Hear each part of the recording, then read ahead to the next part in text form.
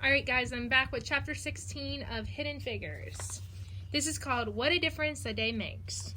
Christine Mann wasn't the only person who spent her evening staring up at the sky. Catherine Gobble stood outside on a warm October night in 1957 and watched the winking dot of the light in the sky as it moved across the horizon.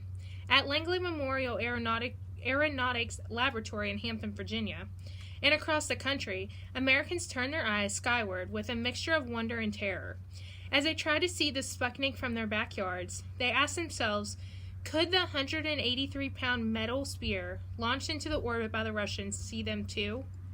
It became a game as they surfed the radio dial, trying to lock onto the sound of the satellite beeping, a sound like that of an otherworldly cricket. This was Sputnik.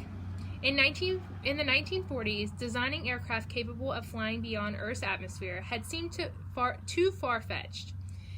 Now with Sputnik circling overhead every 96 minutes, Americans wanted to know how the United States had fallen behind.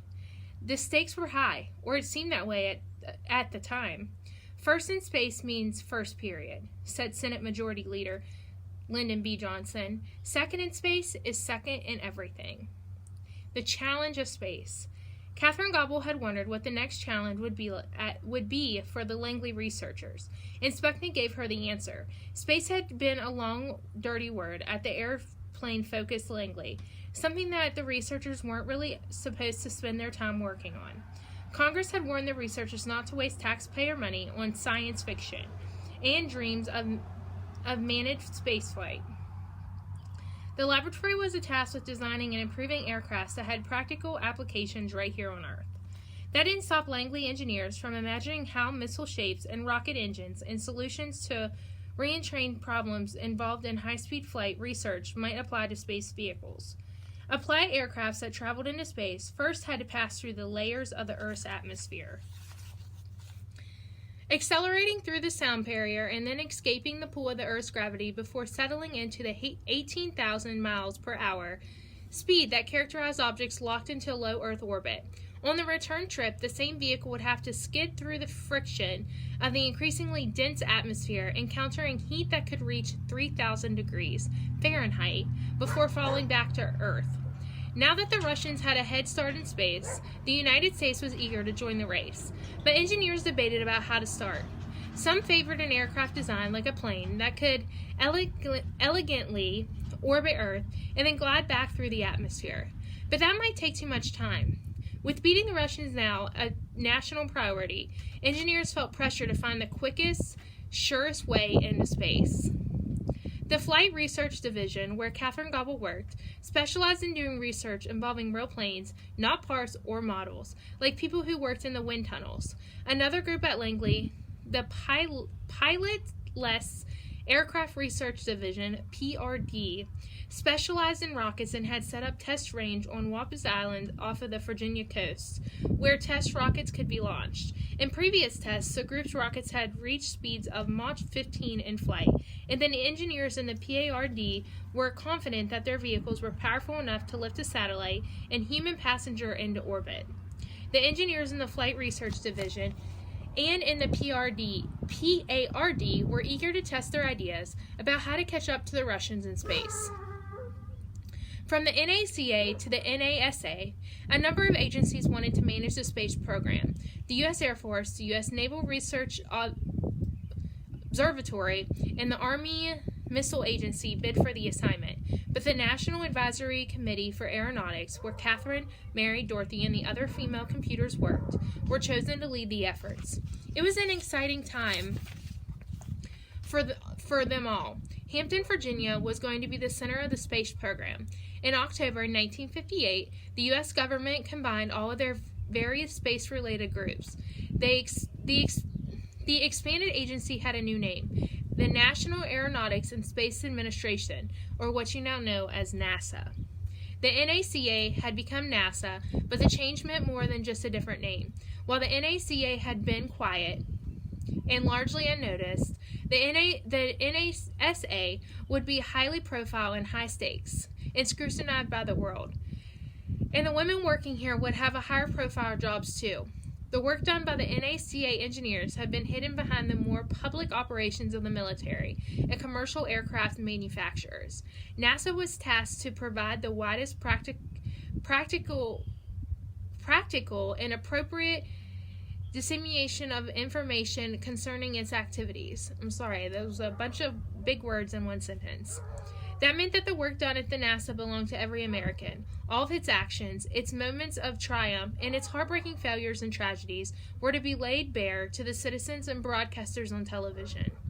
Catherine Gobble, who also wanted to beat the Russians, she didn't want the Sputnik challenge to go unanswered.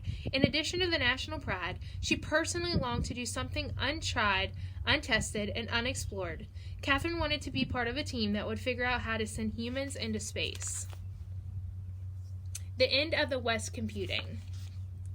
As the National Aeronautics and Space Act of 1958, which called for the creation of NASA, made its way through the Congress, another memo quietly circulated through the Langley Research Center, the former Langley Memorial Aeronautical Laboratory.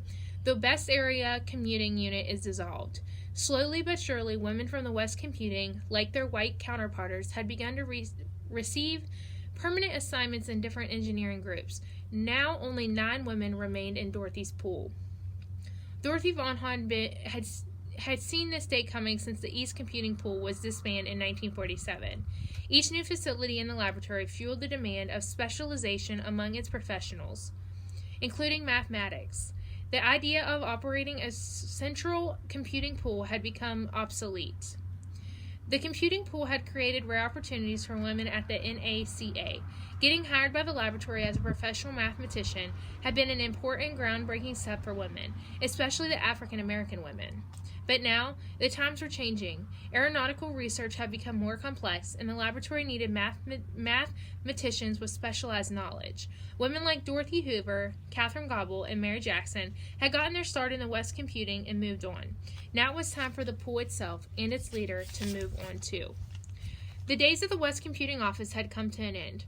The end of the West Area Computing was bittersweet to Dorothy Von Hahn. On the other hand, it meant the end of segregation at Langley. Now the black women who work with the white engineers and white computers, instead of having to stay in their own office. Dorothy had worked hard to support the careers of women like Catherine Gobble and Mary Jackson, and give the West Computing a reputation for doing work that was good as their white colleagues. The end of the West Computing was, in many ways, a long fought for victory. The standards upheld by the women of the West Computing created opportunities for a new generation of women with a passion for math and hopes for a career beyond teaching. On the other hand, it meant the end of Dorothy's career as a manager.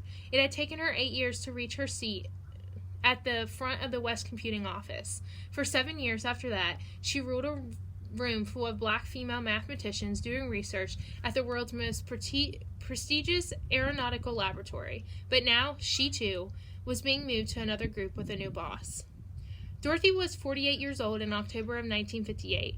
Her older children were now entering college. She was proud of the way she had navigated the days of the racial segregation, proud of whatever small share she might claim in fighting prejudice with intellectual merit.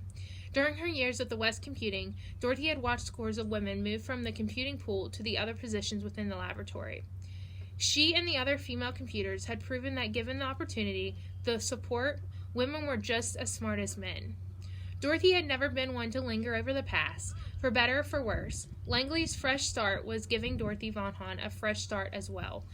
So for this chapter, I want you to think about, where do you think all these women would have been if the West Computing pool did not exist, because that was the only place that African American women could actually get into work at the NACA.